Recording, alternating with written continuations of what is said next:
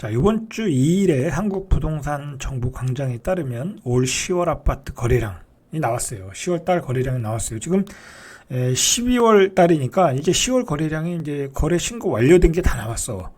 그러니까 10월 달 거래량이 총 555건. 11월에는 이거보다 조금 더 많겠죠. 왜냐면 이제 11월에는 워낙 금매물들은 좀 거래가 됐으니까 10월 달은 금매물들이 많지는 않았어요. 그러니까 총 555건. 2006년 실거래 조사를 시작한 이후에 월별 거래량으로 역대 최저를 기록했다. 2006년 이후에 최저 거래량. 종로구의 아파트 거래량은 10월 한 달간 4건, 용산구 8건, 광진구 9건, 광북구 10건, 금천구 10건. 부동산들 다 굶어 죽었겠죠? 자, 이게 얘기는 뭐냐면, 이제, 소비자들이 이 급매물, 급매물 아니면 사질 않겠다라는 거야. 사지 않겠다. 그리고 매도자들은 내가 뭐 급매물로는 아직은 내놓지 않겠다. 그러니까 물건이 매수자와 매도자의 가격이 형성이 안 되다 보니까 이렇게 이 거래량이 줄어든 것을 뭐로 알 수 있냐면 매매 수급 지수로 보면 되겠죠. 자, 서울 및 수도권 아파트 매매 수급 지수도 2012년 7월 이후에 10년 5개월 만에 최저를 기록했다. 한국부동산원이 이번 주 11월 28일 기준 서울 아파트 매매 수급 지수가 66.8, 지난주에 67.9니까 지난주보다 하락했죠. 자, 2012년 7월이 아마 부동산으로 보면 완전히 바닥일 때야, 바닥일 때. 그때가 58이야, 58. 근데 지금은 66.8. 자, 아직도 더 떨어질 여력이 충분하다라는 거죠. 이 매매 수급 지수가 이러니까 거래량이 나오질 않는 거예요. 이게 한참 좋을 때는 100이 넘었다고. 100이 넘으면 매수자가 더 많은 거고 100 이하로 가면 매도자가 더 많은 거야. 근데 이 66대 되면 시장의 매수자는 거의 사라졌다. 그리고 50대로 가면 거의 전멸이다. 이 매매 수급 지수를 계속해서 추적해서 보셔야 돼요. 자, 전국 아파트 매매 수급 지수는 74. 역시 2012년 7월 부동산원이 매매 수급 지수를 조사한 이래 역대 최저치라는 거야. 그리고 이제 요즘 그 송도에서 이제 폭락이 나오고 있잖아요. 이 송도 같은 데는 이제 뭐가 문제냐면 분양가와 매매 가격의 갭이 커져서 이게 뭐랄까요? 이게 이런 유사한 현상이 이 대전에서도 일어나고 있어요. 이 분양가 상한제가 적용이 안 되는 곳이죠. 예, 분양가 상한제가 적용이 안 되고 그냥 분양 가격을 시에서 규제를 하는 경우 있죠. 그런 경우는 이제 분양가 상한제보다는 높게 분양을 하거든. 근데 이 송도가 좀 유난했어. 그러니까 이때 올해 9억에 분양을 했죠. 몇 군데서 9억에 분양했는데 1년 6개월 전에 한 분양했던 그 현대 힐스테이트가 8억 한 중반대, 초중반대 거래했거든요. 자, 그런 것들이 프리미엄이 한 1억씩 붙었다가 그 다 날라갔어. 왜냐면 구축이 6억대에 분양하니까 구축도 아니죠. 신축급 아파트가 6억대 초반에 분양을 해보니까 8억대 분양한 거를 가지고 있을 필요가 없겠죠. 살 필요가 없겠죠. 왜냐면 뭐 구축을 6억대에 살 수 있으니까. 그러니까 나중에 9억대 받으신 분들은 어떻게 되겠어? 뭐 완전히 개피 본 거죠. 자, 이런 거를 조심하셔야 돼. 이런 경우를. 그러니까 분양가가 높다 싶으면 그냥 미분양이야. 왜냐하면 구축이 떨어지니까. 대전이 이제 그런 거야. 대전이. 예를 들어서 대전도 도안 신도시에서 한 6억 8천, 뭐 거의 이제 7억이 들어가겠죠. 이것저것 합치면. 그런데 옆에서 한 10년 된, 7, 8년 된 아파트가 한 5억 중반대에 나와. 그러면 사람들이 안 사는 거야. 뭐 저거 사도 올라갈 여지도 없고, 뭐 차라리 구축을 사지 뭐 그렇게 되는 거죠. 그러니까 현재 가격보다 떨어진 가격보다 낮아야 분양을 받는 거야. 그게 이제 대전 트리플 시티 같은 경우고, 그 용문동 더샵 같은 경우도 뭐 미계약분이 뭐 어떻게 나왔는지 내가 정확히 모르겠지만 그것도 이것저것 합치면 7억이 넘거든요. 그러니까 또 그게 또 매력이 없어지는 거야. 자, 그런 데를 조심해야 돼. 그런 데가 이제 대구시장도 마찬가지잖아요. 대구도 구축이 떨어지니까 신축의 분양가가 맥을 못 치니까 미분양이 쏟아져 나오는 거야. 자, 제가 왜 이야기를 했냐면, 서울은 지금 뭐 예를 들어서 강북의 역세권, 그런데 한 9억 중반대 분양을 하잖아요. 그러면 그것도 이것저것 합치면 10억, 한 1억을 집어넣어야 되는 거거든요. 추가로 뭐 취득세, 옵션, 중도금 이자. 그러면 10억 5천 또는 11억에 가까워. 근데 그것도 지금은 착시 효과야. 아, 이거 뭐 이 정도면 뭐 많이 내려간 가격이니까 싼 거 아니냐 하고 이제 분양을 받는단 말이야. 근데 또 그게 그렇지 않은 게 서울의 가격은 아파트 가격은 아직 다 떨어지질 않았어. 그러니까 만약에 서울의 아파트 가격이 내년에 더 떨어지면 서울의 미분양은 늘어나는 거야. 아직 뭐 서울의 미분양이 뭐랄까요, 그 본격적으로 나오는 건 아니잖아요. 좀 뭐 입지가 좋은 데는 아직도 분양이 잘 되잖아요. 고분양가인데도 불구하고 된단 말이야. 지금은 되지만 내년에는 안 될 수 있다라는 거예요. 왜냐면 구축이 확 떨어져 버리면 에이 뭐 구축 사지 뭐 저거 비싸게 이자까지 내고 고금리 저거 살 일이 있냐? 그렇게 되는 거야. 그러니까 지금 둔촌주공은 예를 들어서 지금 분양 만약에 내년에 분양하면 거기는 미분양이야. 근데 지금은 아직 서울에 안 떨어졌잖아. 주변이 많이 떨어지진 않았잖아.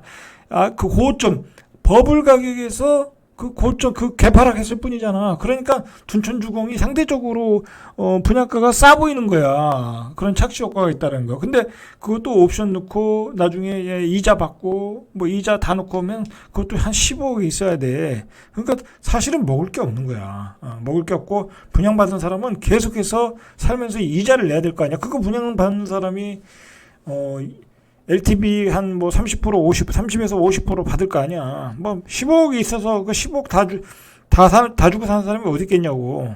특히 이제 무주택자인 경우에는 가점이 높은 사람들인데, 그죠? 그 사람들이 뭐 분양권 전매할 일도 없고. 자, 그렇기 때문에, 그러면 또 이자를 내야 되잖아. 그러면 1년에 1억씩 내야 돼, 이자를. 뭐 원리금까지 합하면 1억씩 내야 돼. 그러면 그거 한 5년 가지고 있으면 5억이야. 그럼 내가 한 초반에 10억 들어갔지, 그 다음에 5억 들어갔지, 그러면 5년만 가지고 있으면 20억이야. 그러면 여러분 그 20억에 5년 뒤에 팔 수 있겠냐고. 막 그때는 4기 신도시, 3기 신도시 막 입주하고 공급 물량이 넘쳐날 때인데, 그리고 주변에 다 재건축해서 막 올라갈 때인데, 안 올라간다니까. 그렇게 안 올라가. 그리고 거기에 전세 가격이 그렇게 올라가겠어요? 전세 가격은 올라가지 않는다니까, 그렇게. 제가 누누이 얘기하지만, 서울의 전세 가격, 뭐 지방의 전세 가격, 수도권의 전세 가격, 서울의 전세 가격은 그렇게 올라가질 않아. 한번 전부 차트 한번 분석해 보시라니까. 그렇게 올라가질 않으니까. 전세 가격은 말 그대로 실수야. 공급 물량이 계속해서 들어가면 전세 가격은 안정돼 있어. 그러면 그게 20억 가려고 하면 거기 전세 가격이 한 13억, 14억 가야 돼. 최소한 14억, 15억 가야 돼. 전세 가격이 그렇게 가겠냐고. 안 간다. 여러분, 지금 막 신문에서 떠들고 그 부동산꾼들이 또 펌프질하고 있는데, 그거 분양 받아봤자 내가 5년 뒤에 팔면 그 20억을 받아야 본전이야. 제가 이 얘기를 하는 거예요. 그러니까 지금 그 송도의 폭락의 이유가 다른 지방에도 내년 정도 되면 다 적용이 되는 거야. 이미 송도에서 적용됐고, 대전에서 적용됐고, 이 세종 같은 데도 지금 예전에, 좀 다른 얘기인데, 세종 같은 경우도 예전에 지금 나오는 분양가가 한 4억 5천 정도 나오잖아요. 그러면 이것저것 이자 합치고 옵션 넣으면 한 5억 한 2, 3천이 든단 말이야. 그러면 지금 입지가 좋은 그 BRT 라인도 급매물로 잡으면 뭐 5억 한 2천, 5천, 2천에서 5천 사이 잡거든요. 그러니까 세종 같은 경우도 이제 분양이 매력이 없어지는 거야. 분양을 받을 바엔 급매물을 잡는 게 낫겠네. 오히려 여기에 입지가 더 나니까. 세종은 거의 뭐 준신축급들이니까 이렇게 된다니까. 자, 그러니까 앞으로 구축이 떨어질 그 하락의 폭도 계산하고 현재 분양가를 고려해서 받으셔야 된다 이거야. 무조건 서울은 뭐 분양 물량이 마른다 뭐 신문에서 떠드는 거는 그건 한마디로 그 언론 플레이고, 분양가를 잘 보시고 자신의 지불할 능력이 있나, 그리고 어떤 그 자신의 소득으로 소득이 받쳐주는가를 잘 계산하고 들어가야 돼. 그리고 내가 그걸 가지고 갔을 때 대출을 받았을 때 이자가 얼마인데 몇 년을 가지고 있을 거냐, 또 이자를 계산해 보고 그걸 플러스해서 내가 몇 년 뒤에 그 플러스한 가격에 팔 때 그 가격을 받았을 때 내가 수익을 알 수 있나 잘 고려를 하셔야 된다니까. 자, 계속해서 보시죠. 이제 역시 서울은 노도강이 문제야. 노도강의 동부권이 매매 수급 지수가 63.9, 지난주보다 떨어졌다. 64.5보다 떨어졌다. 그래서 도봉구가 제일 많이 떨어지고 있는데 이번 주 서울에서 가장 큰 폭인 0.99, 거의 1%가 떨어지고 있어요. 도봉구가. 자, 도봉구는 사실 뭐 그렇게 인기가 있던 지역이 아닌데 연끌에서 많이 들어가서 이제 이 연끌하신 분들이 이제 그 투매를 하는 것 같아요.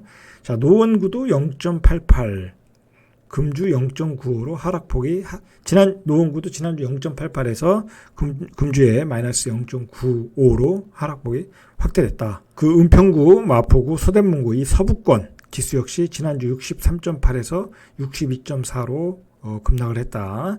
자, 이거 잘못하면 은평구, 마포, 서대문구 가장 먼저 50대로 갈 것 같아요. 이 지역이 그렇게 가장 덜 떨어지는 강남, 서초, 송파, 강동구의 동남권은 74.1을 기록하며 지난주보다 많이 떨어졌죠. 한 1포인트 떨어졌으니까. 자, 74.1이야. 그러니까 강남은 아직 많이 안 떨어졌어. 마지막으로 강남이 더 떨어질 가능성이, 크게 떨어질 가능성이 많아요. 경기도 역시 지난주 72에서 70.8, 인천은 70.8에서 69.5. 자, 지방 아파트 매매 수급 지수는 79.1. 자, 지방은 이렇게 낙폭이 뭐 그렇게 크지 않은 이유는 뭐냐면 이제 그동안 많이 올랐던 아파트들, 뭐 대장주라든지 그 약간 인기 있는 아파트는 많이 떨어지지만 옛날에 많이 안 올랐던 아파트도 많거든. 지방은 뭐 인기 없는 아파트들 있잖아요. 저가 아파트들, 그런 건 많이 오르지도 않았고, 많이 오르지도 않았으니까 많이 내릴 일도 없죠. 그러니까 매매 수급 지수가 이런 숫자로 나오는 거예요. 그렇게 보시면 돼요. 자, 이게 시장을 완전히 폭락적으로 만드는 게 이 시장의 본질 가치인 전세 수급 지수가 깨지고 있는 거야, 지금. 그래서 서울 아파트 전세 수급 지수가 지난주 68.5에서 이번 주에 66.8. 자, 수도권 전세 수급 지수도 68.5. 그러니까 전세도 손님이 없다라는 거야.